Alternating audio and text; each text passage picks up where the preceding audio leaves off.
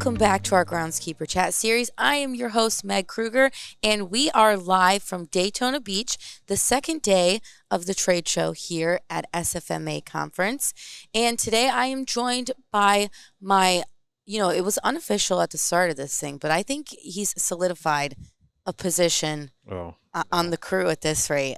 My co-host, Chris Bell. It's temporary. Temporary. I don't know.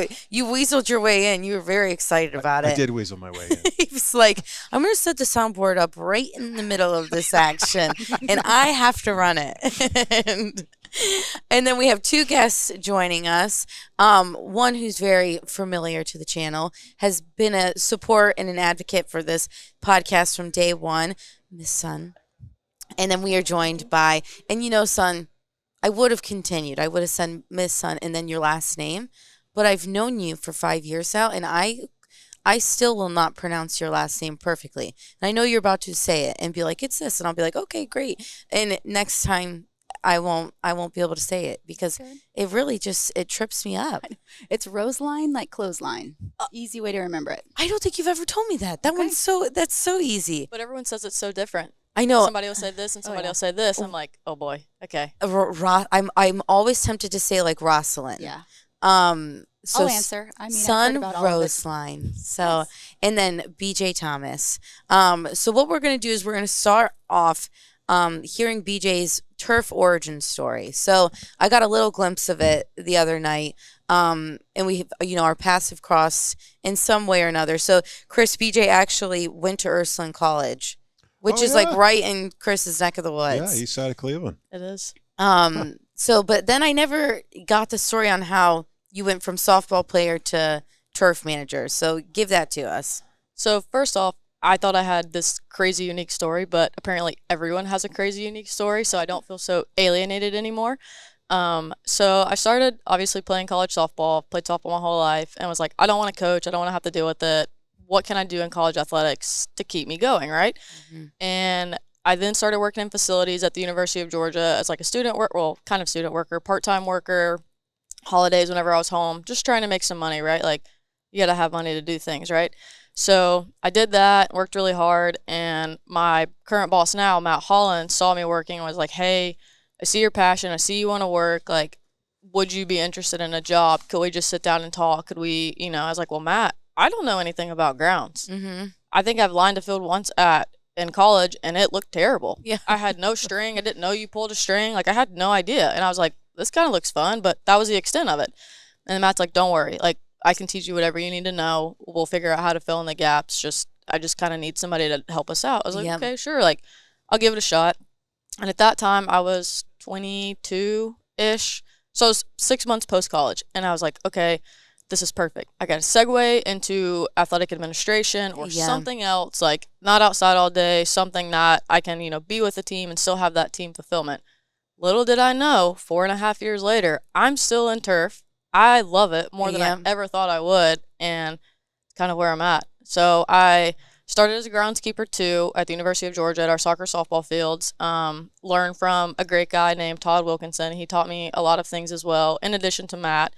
And Todd decided to take a different spot at track, and because softball is very intensive, if any of you guys know that. Mm-hmm. It can be a pain, but we love it nonetheless. And when that happened, I was the interim foreman, kind of controlling day-to-day, making sure everything's taken care of at the facility, bouncing ideas off Matt, doing kind of whatever we needed to do. And then a year of that, he was like, hey, we're going to promote you to the foreman position. Like, it's yours. Honestly, I never thought I would be here in said position, but I'm happy it happened. There's a lot of trials and tribulations to get there. Yeah. But I think for myself, it taught me what I needed to know, what I didn't know, because I got that hands-on experience. I got the challenges firsthand. I didn't read about them in a book. I didn't, hear about them from someone else. Like, I was going through it. I was like, I don't know what I'm doing, but I'll just try X, Y, and Z and see what happens. Yeah. And so now, like, when I do things, I'm like, ooh, I remember when I did that. That wasn't very good. Let's not do that again. But now with my networking and the community of people I have, I can ask people questions. And Son will probably tell you, ask a lot of questions. And I mean, I'm not afraid to ask a question. If I don't know it, I don't know it. And the only way I'm going to know it is to ask. So I'll just be like, hey, what am I doing wrong? How do I do this? How can I fix this? And the community's been awesome of just answering it to me and not getting annoyed and not be like, ugh, this girl again. Some of them may think that, but at least they don't show it. So that's a plus. I love it. But they've all been great to kind of help guide me as to where I'm at as well. That's great. And son, what percentage would you say, because now you've heard a lot of these turf origin stories at this rate. And I'll say from this side of, the fence, like all of them typically start like, I had no idea this was a career option. We hear that all the time. But what percentage would you estimate that is people like Matt who are just like, I see a hard worker and I just want to keep them on my team. And like, I will do whatever it takes. Like, I will teach them. I will spend the extra time. Leah Withrow has hired, I think all 3 of her staff right now had no background. And she was like, I just see that we would jive well together. What estimate would you say is that going on right now? Well, those things you can't teach, right? Yep. The passion. So, that's 100% what people look for, I think. Where that actually comes from as far as percentage-wise, totally throwing numbers out here, but, probably 75% of people who didn't know about it just, have those uncoachable or unteachable skills that are, like, inherent in who they are as a person. Yeah. So, it's hard to throw a number out there, for of sure. course. But more often than not. I think that's why when we show up to these things, it's like everyone it's just, like this magnetic energy. It's just because it is a bunch of people that just have those attributes that it's like they didn't learn about this in a book. Like this is just who they are. Mm-hmm. Well, it's like coaching a team. I was also a college softball player, and you can teach the skills, but there's the passion, the drive, the desire. You just can't teach those things. So when they show up in somebody, it's apparent and definitely somebody you want on your team. Love that. And so BJ was a part of the second group that took charge over in Greenville during the Little League Softball World Series. So talk a little bit about, how you guys found each other, what it was like to be able to work together in Greenville, and then, what that really has translated into in building a larger community. Sure.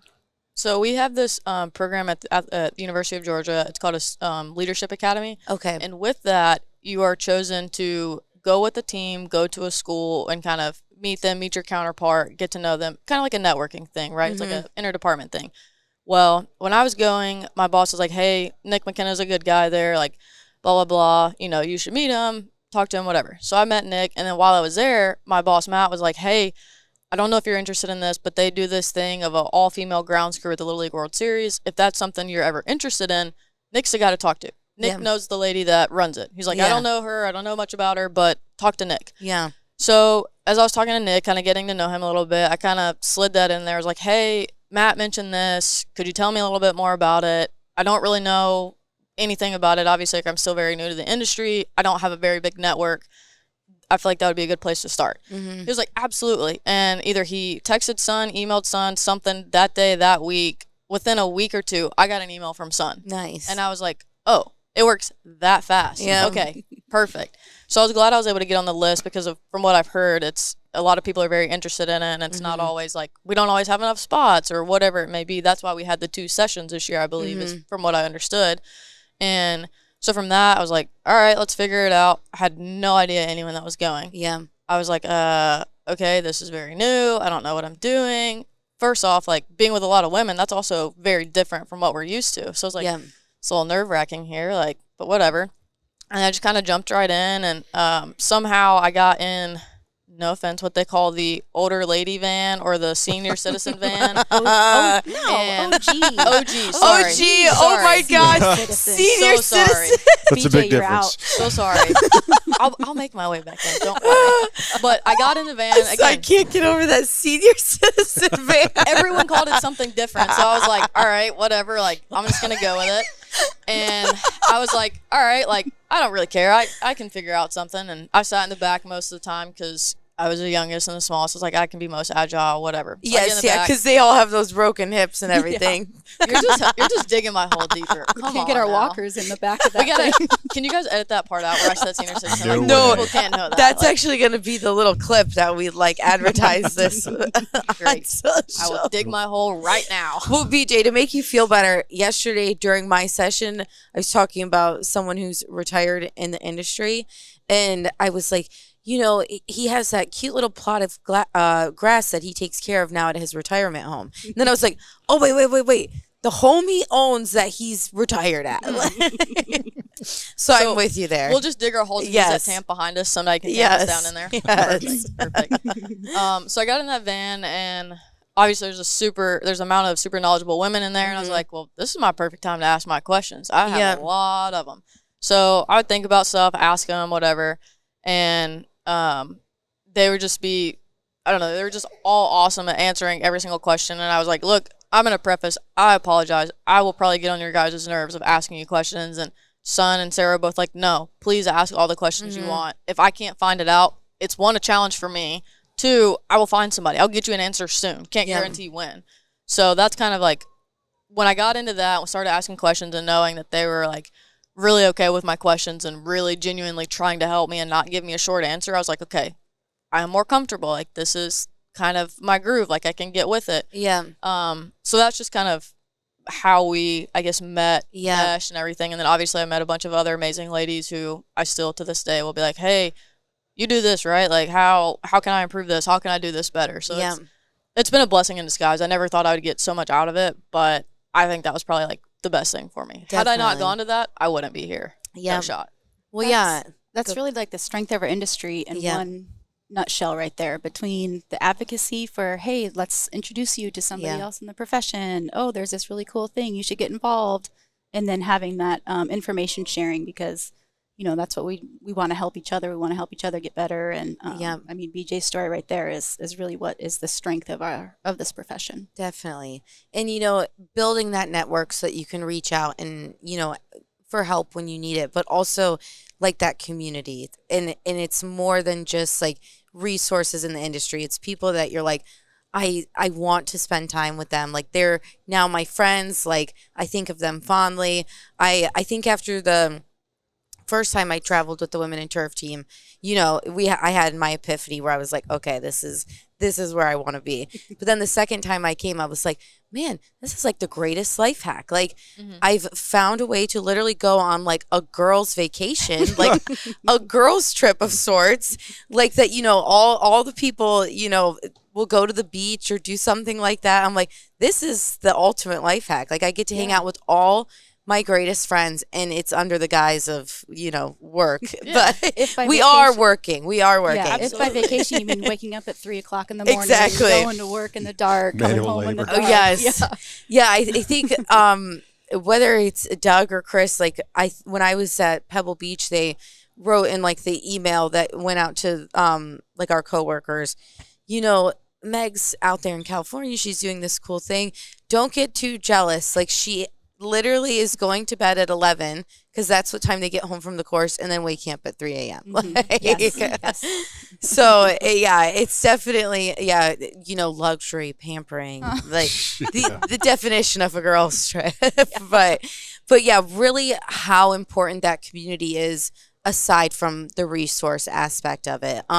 You know, not something that you always had, like, as far as, you know, you've always had Christy, and you guys, I love to call you the dynamic duo. But in the last 3-4 years, it's like you've found this other home within the industry. If you want to talk a little bit about that. Yeah, gosh, I honestly don't even know where to start. It's really exploded, taken off. It's super mind-boggling to think that it really only has been a handful of years. Yeah. But I'm really excited to see the growth there and to connect with people in adjacent industries as well. You know, like you said, work in the golf tournaments. So getting to meet the women who work on golf courses, you know, we face a lot of the same struggles. We have a lot of the same successes. So it's really awesome to continue to build that network. get to advocate for sports field managers to somebody who's on a golf course, and they're like, wow, I mean, I'm getting texts during games like, what's going on here? Talk to me about this. Or, wow, a hybrid field, what is that? So they're thinking, how can they take those ideas and maybe incorporate it at their courses? Maybe the driving range is going to be a hybrid surface, or so it's really cool to have more people to share ideas with that have a different perspective and different experience. Definitely. And I think what I really like, what resonated for me when I was down in Greenville with you guys the first year, was all the OGs, the senior citizens. Okay. I like it. I'm honestly going to coin the term. I think it's for... Don't let certain people hear it. They may be like, no, absolutely not. Geriatric crew. Yes. The OGs were so thrilled for what people like BJ and I were getting to experience, because you guys knew, okay, from this moment on, they don't have to go 20 years without having that community. They now have it. And how cool it is that, when BJ wants to take that next step or even move up in her organization, she has this community that she can reach out to, the resources. Like, I think about Nina a lot, because Nina is also a mom in the industry. And it's like, she was probably one of the only, female sports vendors at a time. And she didn't have anyone to talk to about, like, how do you talk to other people, other working parents, things like that. And now I have Nina, like, and I have Abby, and it's so cool that I don't have to go through really any stage of my career without that really firm community. And what does that really feel like for you, BJ, as far as just knowing that you have, all those tools in your toolkit? That's because really at the end of the day, that's what we all are for each other. Well, it's crazy because, like I said, all I've ever known is my boss, Matt, and then his assistant, Ethan, to ask questions to bounce ideas off of. But now it's like, okay, well, you guys do field renovations or you do this. Like, I've texted Nina several times, called her, like, hey, I'm nail dragging, it looks like this. Like, can you give me some thoughts on it? Like, what do you do? And then she's like, oh, well, I do it like this and this. But you don't have to do it that way, but just another way to think, another way to drag or whatever. So for me, it's like, okay, I can try it. And this was in the fall. I was like, it's my off season, quote unquote. I can try whatever. This is the time to try it. And so I tried. I was like, that works. Or, I could tweak it this way. It's like, it's just really nice to ask, like, different ways of doing things. Like, we all know there's, like, 6 different ways to skin a cat, right? Like, what you do may work for me, whatever. Like, it's just cool to have that community and know that no matter when I need them, what I need, they're going to be there. They're going to be able to answer those questions, and they're just going to be able to give guidance. Like, if I needed, like, a moral thing or, like, a job question, like, I know they would be there to give me the best support and the best advice they can for the situation. Definitely. And, son, you kind of have the fun role of assembling us all for the Little League side. And what is there something that you look for or hope for when these people show up, or, what do you hope that happens? Because I've experienced the magic, but is there a way to put that into words of, like, what, the week before, what you hope that comes out of these events? I think the biggest hope is everybody has a great time, gets to the opportunity to make some connections, and we work hard and have the opportunity to kind of showcase our profession in front of, the young athletes, their families in the stands, the fans watching on TV. Besides putting together women from all over the country, all over their career paths, managing different kinds of fields, fairly new in the industry to, someone who's been in the industry for a while. I think that magic kind of works itself out. Yeah. And that's not really something that you can plan for. You just kind of have to let it happen. Yeah. But making those connections and then really showcasing our profession, because, having a group of women together, it is, it draws attention, right? Yeah. It draws some media, draws some people focusing on us, but that gives us the opportunity to talk about why we're here, what we're doing, what we do every day, why we're passionate about it. And that's really, like you said yesterday, visibility for one is visibility for all. And I absolutely love that. That's exactly it. Yeah, love it. As soon as you earn a spot or a seat at the table in your organization, whether you move up or leave, like, it's there for the next person. And how exciting that is. It's not going to just disappear out of the AD's mind or the, the money movers, what have you. So So I'll ask you guys to think on a memory from whether it's been this week or Little League, if we want to focus on something that just like when you were standing there, it was like a light bulb went off. Like you're like, oh, I'm a part of something cool here. Do either of you have like any of those moments that you could share? I guess it's kind of a two-part for me. Like when I got here late Monday night and Tuesday, everyone is in Sun and Sarah and Nina were like, hey, let us know when you get in. Like if you need anything, like let us know. Mm-hmm. And I forgot what my first thing was on Tuesday, but I was like, like I think there's a lunch or something, and I was like, where do I go? Where do I sit? Nina's like, hey, come sit with us if you want to. You don't have to, but come sit with us. Like, we have a spot. And I was like, you know what? That's awesome because I'm here by myself. I mean, I know people, but I don't know a lot of people other than the women in turf. So I'm like, this is awesome. And they're like, they've been amazing at like, hey, this is so-and-so. Like, you know, I'm going to introduce you to them and this and this. Like, they're phenomenal with that, letting me meet different people and kind of expand that network as well. So, like, if I were to see them later, I'd be like, oh, yeah, I met you. But then in Greenville, it was like probably that second to last day or the last day, I was like, wow. And even like in the evenings when we would kind of unwind and like talk and get together and talk, I was like, wow, like this is more than I ever thought I was going to get out of it. This is more than just work. This is more than just like me being here to promote myself, to add to my resume. Like at the first I was like, yeah, like this would be great to put on a resume, right? And then I get there, I'm like, no, this is more for expanding my network, expanding my confidence, and just having that community that I think is more than whatever you could put on a resume. It just and it's hard to put that experience into words. It is. So I'm like, I'm losing my words here, but I'll say that if this means anything of words, if I wasn't there, I wouldn't be here. Yeah. Most likely. Yeah. Like, at least not this point in my career. It may have taken some time to get here, but for me to be here at this conference, I attribute it all to that trip. So there's a lot of people I have to thank for that obviously put everything in motion, but it put me here. So I think that's awesome. Definitely. I think we've all had that experience of having somebody take us under their wing. Darren Daly was one of the first people in the profession to do that same thing to me. Like, hey, I heard about you. I knew you were going to be here. It's your first conference. Come sit at this table. How can I help you? Here's my card. You know, reach out anytime. And so, you know, because somebody's done that for us, it's easy to turn around and do that for the next person. Absolutely. So, light bulb moments, Meg. How much time do we have? I know. I've had a lot of them. Yeah, a lot of them. It's been an incredible past several years for sure. I think the first year at Little League Softball, we kind of didn't know how it was going to work because we modeled after the U.S. Women's Open. But one thing that was different was that we had high school students. You know, we had younger emerging professionals amongst the crew. We're at the golf tournament. You know, we're all kind of relatively in the same point in our careers.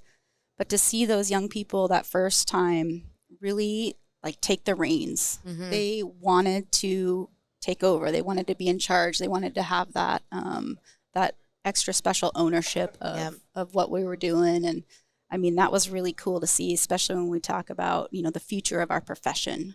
You know, there's a lot of passion, there's a lot of drive, there's a lot of excitement out of the young people in our profession. So really excited to see that. And I think the way I always describe it is like it literally feels like summer camp. For anyone who went, it's like this moment in time that you're like, I'll never be able to replicate this again, but it is like, you know, a core memory for sure. It's going to be a long day with this voice. But I think, you know, if anybody is looking to get involved, you know, what are the ways that you would encourage them to? I mean, I'm always prone to just tell them, shoot me a message on social media, like, and that's a friendship made. Like, it's an instant connection for me. But what are some other ways that you guys would want people to know that this is a community they can join? Social media for sure. Easy. Everybody has it. It's accessible quickly. You know, of course, email, phone calls. You know, just reach out any way that's possible. Whatever works out. We do have a Women in Turf team website where we can start to get connected there. But say hello. I mean, if you see me in the hall or see us in the hall or the trade show or anything, just say hello. Stop by at work. Give me a call. Let me know you're in town. So happy to spend time with. Son, and she's good on that promise. I was in Golden for, an hour, and she made sure to come see me, and that was great. It started my trip off on the right note. And also I think, one thing, and I hope we've made it clear, just by how we've operated, is we're not like an exclusive group. Like anybody can be a part of this. And definitely in the sense of, support from afar, support, right up in your face. Like anyone can be a part of the Women in Turf team. It's that could be a vendor, that could be, I think Chad and Kathy are the perfect example of that over at Bulldog Equipment. They, we're like, oh, I have no place here. I have no place here. That whole first year, and how we've all just, we're like, oh, we're taking you on, you're ours now. Absolutely. Well, I mean, it's a male dominated profession. And so we need the, men who are supportive, who are willing to say like, yeah, come on, bring it on. What do you have? Yeah. Like, let's work on this together. And so certainly, we're not doing this alone. We have a lot of support. We have a lot of advocates, and it's really fantastic. I mean, Chris Ball saying yes to that first Little League softball crew was a huge thing, and just 2 years later, it's exploded. So it's really awesome. Well, and I think that's something I know that we'll continue to do, is share the stories of the men in this industry, like Darren Daly, like my boss Chris Bell, like the people that really are like, hey, like you go, do this, like this is important, and I'm going to support it. And I hope, as the Women in Turf team, we never stop sharing their story as well, because it's important to our narrative as well. So you mentioned it's a male-dominated industry, pretty obvious. I've seen it change a lot in the last 15 years that I've been in. It's leaps and bounds different, but still male-dominated. What are some of the small things that, say, male managers can do to support females who are working for them up and coming? Little things that they don't even realize is supportive. Maybe not be a grand gesture, but just small things. I mean, something that's super simple that I had to fight for when I got my job was a ladies' cut shirt. That makes sense. Yeah, seriously. Offering the option, and some ladies don't want a ladies' cut. Offering an option so that I'm wearing some clothing that I feel comfortable in. And I feel like that's a pretty easy ask. But, when it comes to working with the crew, like, I don't want to be treated any different. Sure. And the grass doesn't care who's managing it. So, I want to be treated the same as the entire crew. Let's get together. Let's work hard and let's get dirty and get it done. Yeah, absolutely. I don't need any special treatment.